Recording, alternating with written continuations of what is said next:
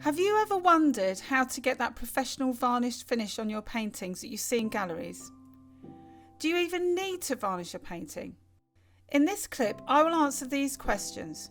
Stay watching until the end, where I will share with you my easy method for varnishing paintings, as well as 10 tips and more to help you create an exhibition quality finish to your work. Varnish protects your artwork from the accumulation of dirt and dust. It also enhances the final look of your masterpiece with a radiant, glossy, matte or satin finish. Over the years, the varnish will act as a shield that prevents dirt and dust from damaging your painting's surface. This is the main reason why you should varnish your work if you are planning to sell it to a client. Oil painting must be dry for at least 6 months. It may be touch dry, but oil paintings are continually moving under the surface, so you should not varnish them until they have been dry for at least 6 months. But what do you do if you are putting your work into an exhibition, or a client is waiting for a commission and you want to create an even sheen on your painting ready for display, but your painting was only finished 4 or 5 months ago and is touch dry but isn't completely cured? This is when you can use a product called Retouch Varnish. This piece here is a study that was used in a demonstration for my complete guide to oil painting and has been curing for around 4.5 months. It is touch dry but not ready to be sprayed with the gloss varnish. I've noticed that there are some areas that are matte and some that are glossy, and I want to even them out. Different artists have their preference for varnishes, and at present, because of my current studio situation that I work with at home, I prefer to use a spray varnish because I don't have a large studio. I know that other artists have large studio spaces and would probably give you alternative advice. The reason why I prefer spray varnish is because it dries quickly. I do, however, have to wait for a dry, non-breezy day, which here in the UK is quite rare, but today I've been blessed. I do sometimes use spray varnish in a garage. The most important thing is that it's a really well ventilated space. So if I do use spray varnish in a garage, I do make sure that the door is fully opened.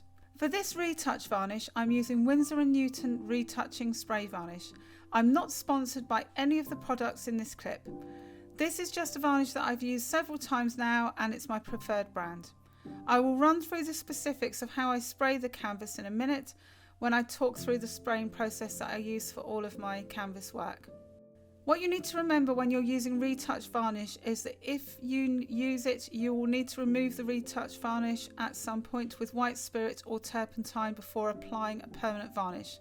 For this reason, I would only use this varnish if you want to display work or send it to a client before your work has cured.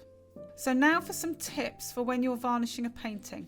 Spray on a background, for example, a large piece of cardboard that can be disposed of later. Though I've had this one for a while, this will keep the canvas clean and protect the area you're spraying. You should also ensure that the surface is larger than the painting you are spraying, because then you can use it as a starting point for the spray can. Make sure that varnishing is never done in a damp or very cold environment. I aim to varnish outside because of the ventilation. The fumes that are generated from the varnish are so toxic, but it depends on the British weather. If there is any wind or rain, then I would have to spray my painting inside. I also have to spray my larger pieces inside, in which case I would have to ensure that the space was well ventilated. If you are working inside, wear a mask, but I even wear one outside. And if you're wearing a mask, ensure that you check that you have the correct mask with your DIY store for spray varnishing and that you fit it correctly. You should ensure that you are wearing the correct mask for your region, so check that either online or with your local DIY store. Keep the spray can at the same temperature as your painting. If you are spraying in a room, ensure that you put the can in the room that you're varnishing it for at least 1 hour before spraying. Place your painting vertically in a dust-free room or a dust-free space. This is really important. It won't attract as much dust as if it was placed horizontally and prevents you from creating runs in your work. If you're watching this on a television rather than on a monitor or a phone and you're getting value from this, don't forget to like and subscribe. You can press the up button and press on the spectrum icon or press the like button. It means that I can carry on making content like this for you and you'll be notified of future content. So on with the tips.